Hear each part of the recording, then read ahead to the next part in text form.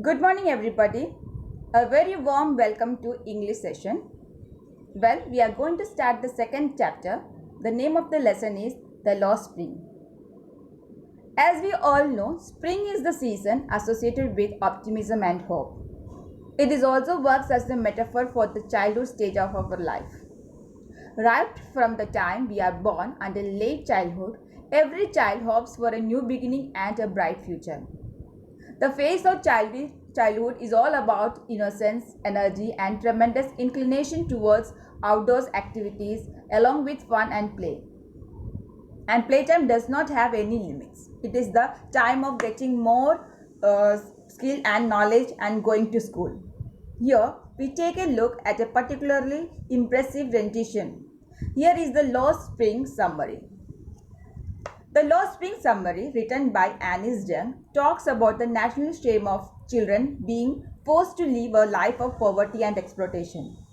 The main two protagonists of this chapter, Sahib-e-Alam and Mukesh, don't live their childhood as they have to carry the burden of poverty and illiteracy in their miserable stories of exploitation.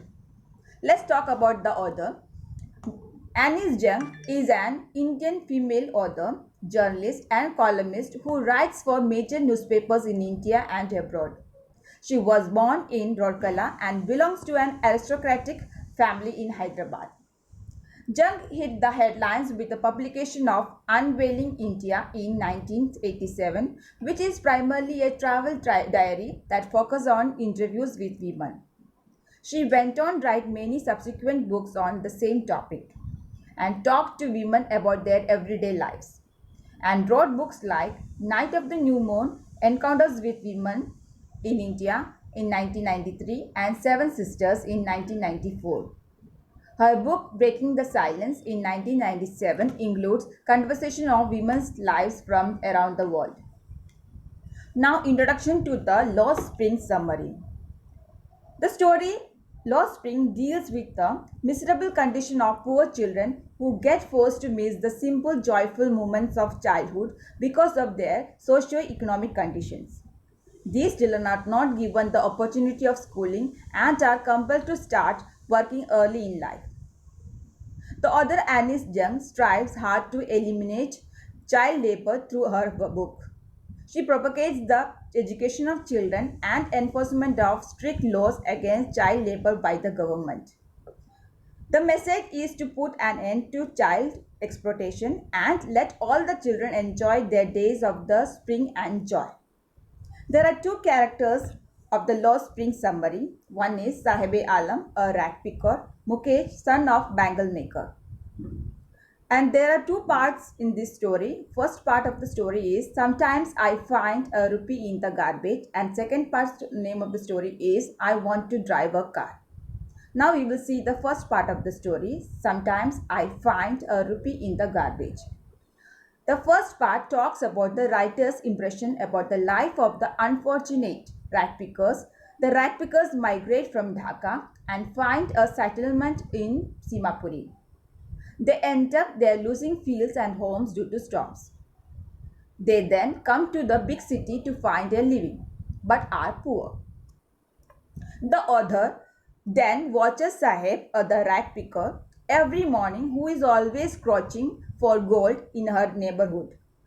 Garbage actually means of survival for the elders, and it is something wrapped in wonder for the children. Sometimes the children find a coin or two from it.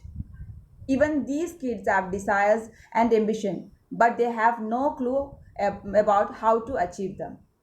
There are many things that are unreachable to them. For instance, shoes, tennis, and similar stuff.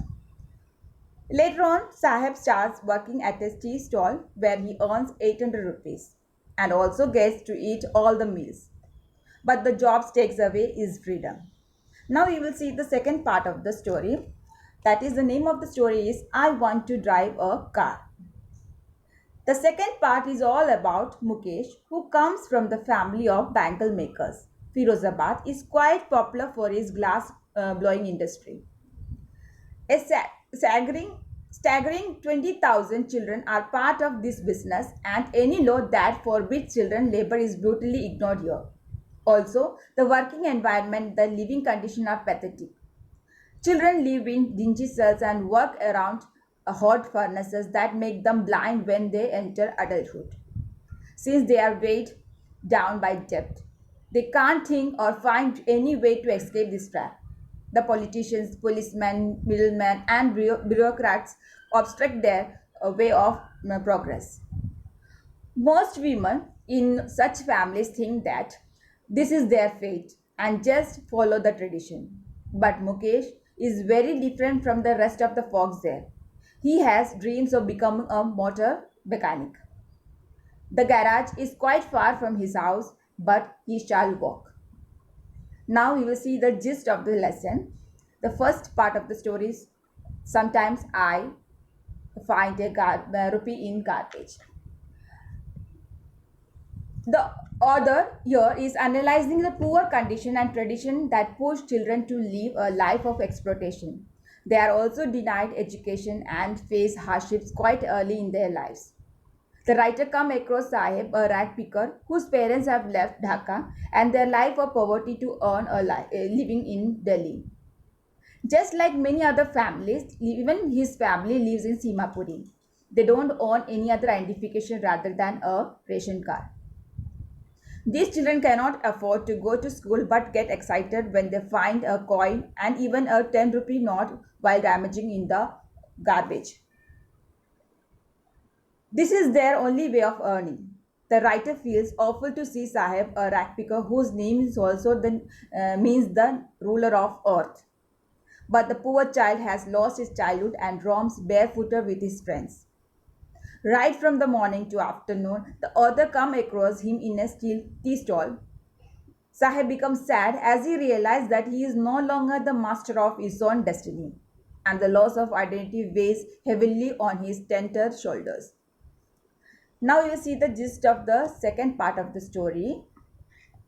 I want to drive a car. The author sheds light on another victim of child labor, Mukesh, who dreams of becoming a motor mechanic. But the child has always worked in the glass making industry. They get exposed to many health hazards such as losing their eyesight as they work in appalling conditions in dark and dingy cells. Mukesh's father is blind, and even his father and grandfather were blind. So the bangle makers of Firozabad are so burdened that they have stopped dreaming, unlike Mukesh, who wants to drive a car. So this was all about the Lost Spring summary of class 12 English.